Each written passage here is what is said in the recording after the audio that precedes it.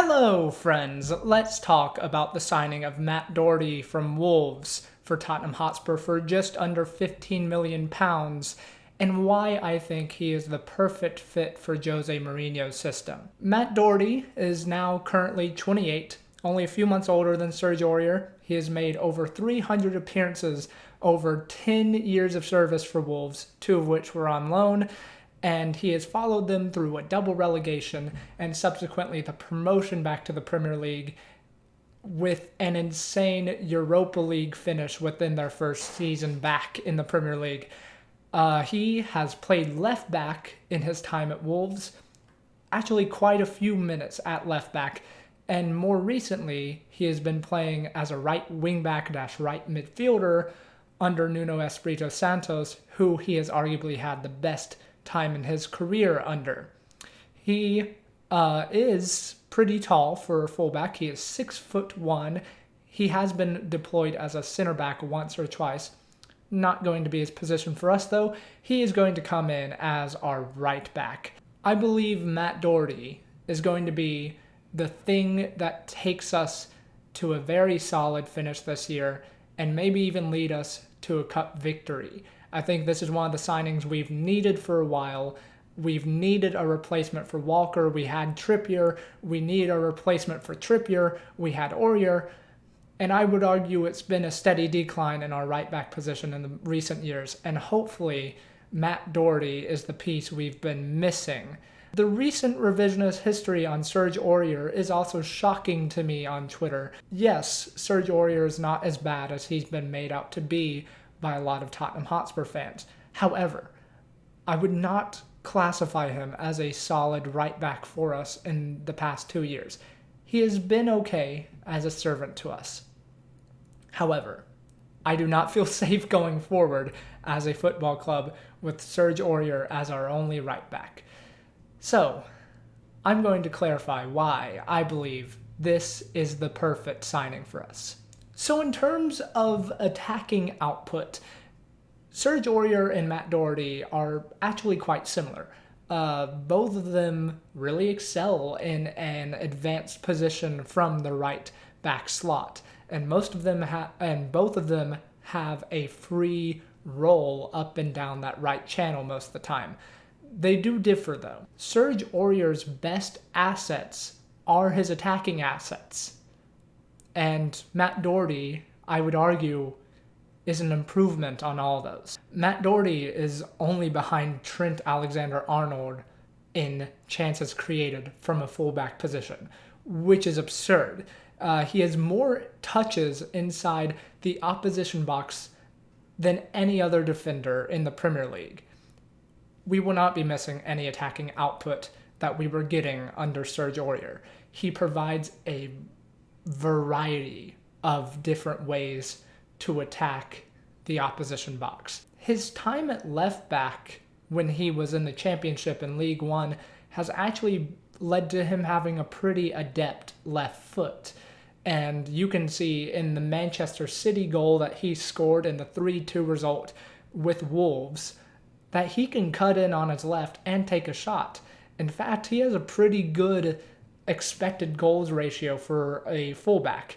It's kind of crazy. He has the movement of a striker in the box sometimes. He loves to get forward. The main thing I notice while watching Matt Doherty is that he is constantly looking up the field for a progressive pass, for a direct pass, for a pass that will split the lines and put the pressure on the opposition. He also looks to form a partnership with his winger. Most commonly, it was Adama Traore at Wolves. He would play 1-2s with him. He would also play 1-2s with Neves to get into good attacking position. He oftentimes, as I said, would cut in and do an inverted run instead of an overlapping run like Serge Aurier does to provide an outlet for Adama to cut back or to take a shot. So Matt Doherty has a lot in his locker. He can run down the touchline and whip in a cross. I'm not going to beat around the bush. He's not the best crosser in the world. But he can do it. And along with his crossing, he can do a lot more. He's no slack at assisting. He actually has 7 in all competitions this year, 10 last year. Serge Aurier does currently have more, but I would argue that is due to the way that we play and give the ball to Serge and allow him to cross all the time. But as I've said, he can also score a few goals. He scored 7 goals in all competitions this year and 8 last year, which is insane from a fullback. He is just going to provide us another way of breaking down defenses, another way of linking up with Harry Kane, Lucas Moura, and Steven Bergwijn down that right side to provide a great attack in any game. He is very direct, he's very fast thinking, and his decision making is superb in and around the box. We're not going to miss anything that Serge Aurier was providing. Now we get around to the complicated subject of Matt Doherty's defending. And this is where we also touch on how stats don't always tell the whole story. You remember how those stats were going around showing that Mustafi was the best defender in the Premier League? Yeah, stats can be misleading. And this is where the eye test comes into effect. Because if you look at their 2 different circles, their football slices of stats and stuff, you would probably come to the conclusion that Serge Aurier is a better defender. But if you've watched Serge Aurier as much as I have this year, you would not come to the conclusion that he is a good defender by any stretch of the imagination. I chalk Serge Aurier's high tackle and interception numbers up to the fact that he is often caught out of position and has to track back to his right back position and tackle someone last minute and hope it goes well. But every time he does that, I also get nervous that he'll concede a penalty, get a card, get a second yellow card, something. He does not inspire me defensively. And I'm sure you would come to the same conclusion if you watched him as I did. While it's hard to argue that Matt Doherty is a world-class defender, he is a competent defender. He doesn't have great numbers in tackles and interceptions. He doesn't have great numbers in pressures. But I would chalk that up to the way Wolves play. They play in a 5 at the back system with Wilfred Bawley and Ruben Neves covering the right back position when he leaves it to go attack in the box. And so his defensive contribution is limited, but that's not to say he can't defend. When they are sitting back and sitting compact with Wolves, they kind of just let the 5 at the back do the talking for them. They sit very compact and they sit very passive. And you may even argue that Matt Doherty looks a bit lazy at times in its defending. But he's very intelligent about it. He senses danger and he cuts off passing lanes. He cuts off routes that the opposition can attack in down his area. The one thing we do have to watch out for is that he is decently fast, but he's not rapid. I would argue that Serge Aurier is probably a little bit faster than Matt Doherty.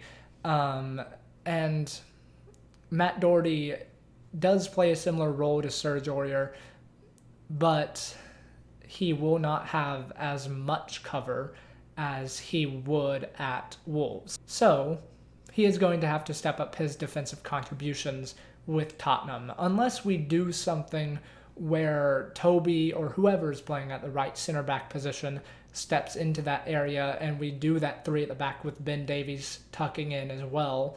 And then also maybe Højbjerg can come in and cover that area, or Sissoko or Winks or whoever is playing in the right center mid position.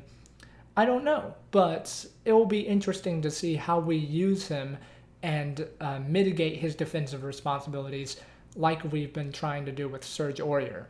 Matt Doherty is a competent defender, though. He can play a more reserved position in a 4 at the back. He has done it before. He's done it for Ireland. He used to do it when Nuno was not the coach. And he's really good at using his body and his physical presence to win headers, shove people off the ball. And he also has the intelligence to cut off passing lanes and cut off any routes for the opposition to attack. He is a smart defender. He's not going to be sliding into challenges all the time and putting in last-ditch tackles all the time and stuff, but he is competent at it, and I'm sure that Jose has a plan for how to use his strengths best defensively. I would argue that Serge Aurier is a better tackler and interceptor than Matt Doherty, and he's way more aggressive in pressing, but we also haven't seen Matt Doherty in our system. I think Matt Doherty is very intelligent positionally, and I think he's going to be very, very keen to learn from Jose Mourinho and adapt to his system to work to his defensive attributes. So I'm not worried about his defending as much as I would be with Serge Aurier another year. In the grand scheme of things, this signing is a superb one for Tottenham Hotspur. For the price, it's insane. I know he's 28, and this screams of a shady Mendes deal. However, we essentially got him for the same price as we sold Kyle Walker-Peters, which is absurd. It's absurd business by Daniel Levy, and I couldn't be happier about it. This is a guy who has no bad injury history, he has leadership qualities, and he's very tactically flexible. He offers a lot more than Serge in attacking areas, and I would argue he's more solid defensively than him. This is a player that I think Jose Mourinho is after, the type of player he's after. The kinds of leadership qualities, the experience, and the flexibility that he brings makes him a Jose Mourinho player, much more than Serge Aurier was.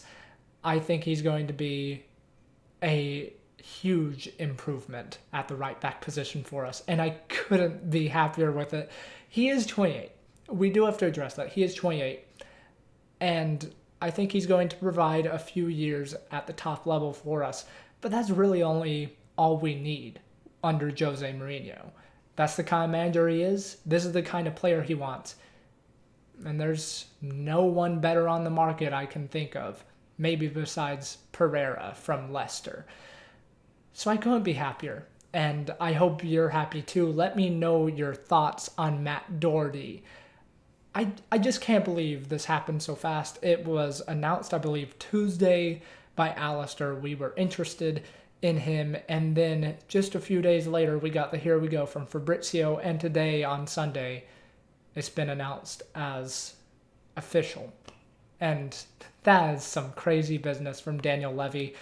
Let me know what you think of my format for this video, if you think there's anything I can improve upon, and what else you want me to talk about Tottenham Hotspur wise, because I am happy to do it. I am going to be talking about the documentary series as soon as I get access to those, and I am going to probably talk about a few of the international matches. But yes, if you are interested in Spurs content or gaming content or anything, subscribe if you're new to not miss anything.